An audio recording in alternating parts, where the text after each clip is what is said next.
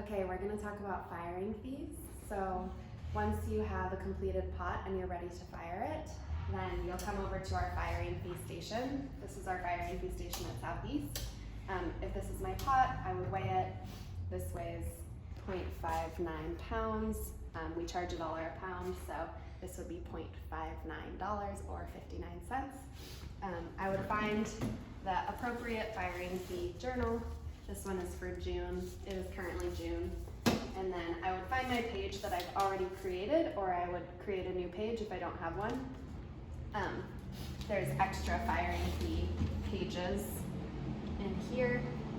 And you put your name, the month, and then you record all of your pieces, how much they weigh and cost. We charge per firing, so this would be 0.59 cents for bisque, and then potentially similar for glaze. Once it's recorded appropriately, then I would take it and put it on the correct rack. So this piece is greenware and has not yet been fired, so I would put it on the bisque firing rack for it to go through its first firing. It would then come out on the bisque unload rack. At that point, I would glaze it and put it on, weigh it, record it, and then put it on the glaze loading rack. One of the most detrimental mistakes that can happen in the studio is putting greenware on the glaze load rack.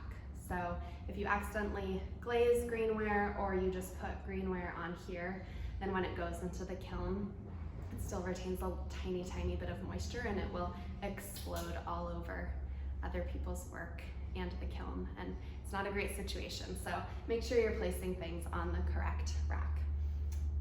Once your pots have been fired by our work trade team, their final creations will come out here on the glaze unload rack. A couple more things to talk about is at each studio we have cookie stilts and bead racks, which can be helpful for firing various types of pieces, and we have more videos on how to use all those things in our resource center, our non-required videos.